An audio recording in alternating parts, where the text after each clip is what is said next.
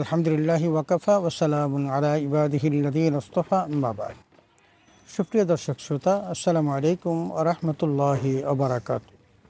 সময় সংবাদের নিয়মিত অনুষ্ঠান তাসাউফ থেকে আপনাদের সকলকে জানাচ্ছি আন্তরিক শুভেচ্ছা ও মোবারকবাদ। সুপ্রিয় শ্রোতা, আজ আমরা আলোচনা করব ইসলামের নির্দেশনা অনুসরণে যেভাবে সংকট মোকাবেলা করা যায়। মানব জীবনে নানাবিধ সংকট আসতে পারে।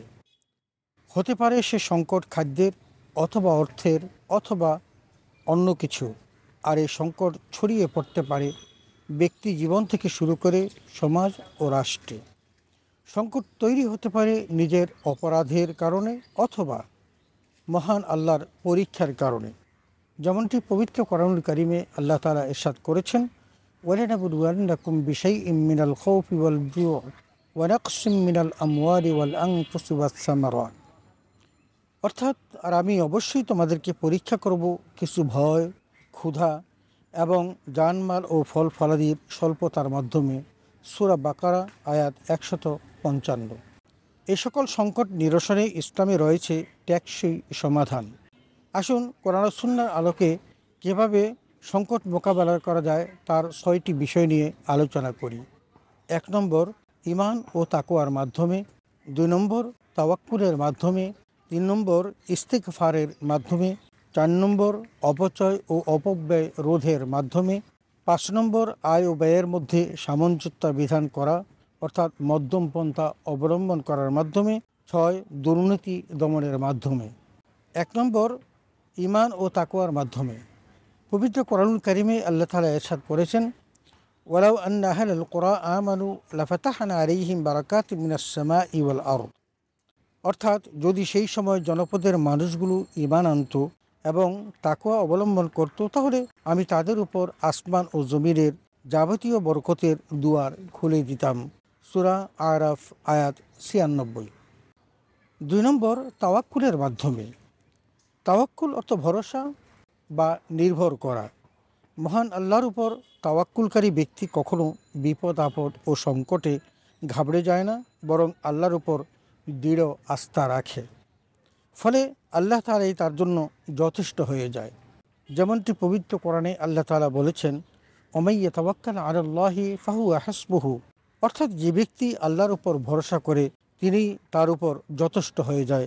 সূরা তালাক আয়াত 3। 3 নম্বর, ইস্তিগফারের মাধ্যমে। ইস্তিগফার মানে আল্লাহর কাছে ক্ষমা প্রার্থনা করা। এটি একটি ইবাদত। ইস্তিগফারের মাধ্যমে একাধারে গুনাহ মাফ হয়, বৃষ্টি বর্ষিত হয়, ধন ও সন্তানাদির মাধ্যমে উপকার লাভ হয়, সর্বোপরি চিরস্থায়ী জান্নাতের অধিকারী হওয়া যায়। পবিত্র কোরআনুল কারিমে আল্লাহ তাআলা ইরশাদ করেছেন, ফাকুল তুস্তাগফিরু রাব্বাকুম ইন্নাহু কানা গফফারা ইউরসিলিস সামাআ আলাইকুম বিদরারা ওয়া ইউমদিদকুম বিআমওয়ালিন ওয়া বানিন ওয়া ইয়াজআল লাকুম জান্নাতিন ওয়া ইয়াজআল লাকুম আনহারা। অর্থাৎ, আর বলেছি, তোমাদের রবের কাছে ক্ষমা চাও, নিশ্চয়ই তিনি পরম ক্ষমাশীল। তিনি তোমাদের উপর মুষলধারে বৃষ্টি বর্ষণ করবেন, আর তোমাদেরকে ধন সম্পদ ও সন্তান সন্ততি দিয়ে সাহায্য করবেন, এবং তোমাদের জন্য স্থাপন করবেন জান্নাত, আর প্রবাহিত করবেন নদী নালা। সূরা নূহ আয়াত 10 থেকে 12। 4, অপচয় ও অপব্যয় রোধের মাধ্যমে। বৈধ কাজে অতিরিক্ত ব্যয় করাকে অপচয় বলে, আর অবৈধ কাজে ব্যয় করাকে অপব্যয় বলে। ইসলামে দুটোই দোষণীয়। অপচয়ের ব্যাপারে আল্লাহ তাআলা পবিত্র কোরআনুল কারিমে ইরশাদ করেন, কুলু ওয়াশরাবু ওয়ালা তুসরিফু ইন্নাল্লাহা লা ইউহিব্বুল মুসরিফিন। অর্থাৎ, তোমরা খাও আর পান করো, কিন্তু অপচয় করো না, নিশ্চয়ই আল্লাহ তাআলা অপচয়কারীকে পছন্দ করেন না। সূরা আরাফ আয়াত 31। অপব্যয়ের ব্যাপারে আল্লাহ তাআলা পবিত্র কোরআনুল কারিমে বলেন, ওয়ালা তুবাযযির তাবযীরা ইন্নাল মুবাযযিরিনা কানু ইখওয়ানাশ শায়াতিন ওয়া কানা আশ-শাইতানু লিরাব্বিহি কাফুরা। অর্থাৎ, আর কিছুতেই অপব্যয় করবে না। যারা অপব্যয় করে তারা শয়তানের ভাই, নিশ্চয়ই শয়তান তার প্রতিপালকের প্রতি অতিশয় অকৃতজ্ঞ। সূরা ইসরা আয়াত 26 ও 27। 5, আয় ও ব্যয়ের মধ্যে সামঞ্জস্যতা বিধান করা, অর্থাৎ মধ্যম পন্থা অবলম্বন করা। এটা মুমিনের লক্ষণ। পবিত্র কোরআন কারিমে আল্লাহ তাআলা মুমিনদের গুণাগুণ বলতে গিয়ে বলেন, ওয়াল্লাযীনা ইযা আনফাকু লাম ইউসরিফু ওয়া লাম ইয়াকতুরু ওয়া কানা বাইনা যালিকা কাওয়ামা। অর্থাৎ তারা যখন ব্যয় করে তখন অপব্যয় করে না, আবার কৃপণতাও করে না, বরং এ দুয়ের মধ্যবর্তী পন্থা অবলম্বন করে। সূরা ফুরকান আয়াত ৬৭।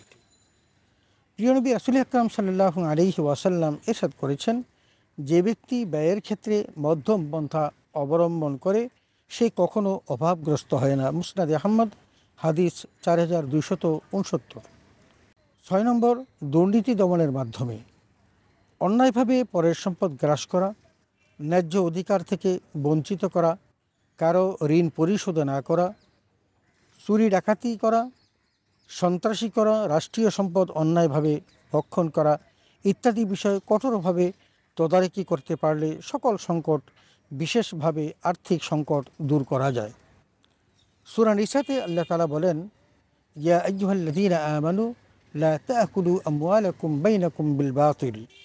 অর্থাৎ হে ঈমানদারগণ, তোমরা একে অন্যের সম্পদ অন্যায়ভাবে গ্রাস করো না। সূরা নিসা আয়াত ২৯। এছাড়াও দীর্ঘমেয়াদী পরিকল্পনা গ্রহণ করা, জাকাত প্রথা বাধ্যতামূলক করা, সৌহার্দ্য সম্প্রীতি বৃদ্ধি করা, পরকালীন জীবনের জবাবদিহিতার কথা স্মরণ করে জীবন গঠন করতে পারলে সকল সংকটের সমাধান সম্ভব। সুপ্রিয় শ্রোতা, আমরা ইসলামের নির্দেশনা অনুসরণে যেভাবে সংকট মোকাবেলা করা যায় সেই বিষয়গুলো নিয়ে আলোচনা করলাম, এবং ৬টি বিষয় আমরা এখানে খুঁজে পেয়েছি যে ৬টি বিষয় অবলম্বন করলে সংকট থেকে উত্তরণ ঘটানো সম্ভব। পবিত্র কোরআন কারীম এবং রাসূল আকরাম সাল্লাল্লাহু আলাইহি ওয়াসাল্লামের অসংখ্য হাদিস এই ব্যাপারে আমাদের সামনে সুস্পষ্ট দলিল হিসাবে উপস্থাপিত হয়েছে। আসুন আমরা আমাদের যাবতীয় সংকট মোকাবেলায় কোরআন সুন্নাহর কাছে দ্বারস্থ হই এবং কোরআন সুন্নাহ মোতাবেক আমরা আমাদের সংকট নিরসনের চেষ্টা করি। তাহলেই সমাজ সুন্দর হবে, রাষ্ট্র সুন্দর হবে, আমরা সুন্দরভাবে বেঁচে থাকতে পারবো এবং ঝঞ্ঝাটমুক্ত পৃথিবী হিসাবে আমরা নিজেদেরকে গড়ে তুলতে পারবো। আল্লাহ তাআলা আমাদের সকলকে সে তৌফিক দান করুন, আমিন।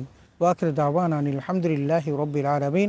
আসসালামু আলাইকুম ওয়া রাহমাতুল্লাহি ওয়া বারাকাতুহু।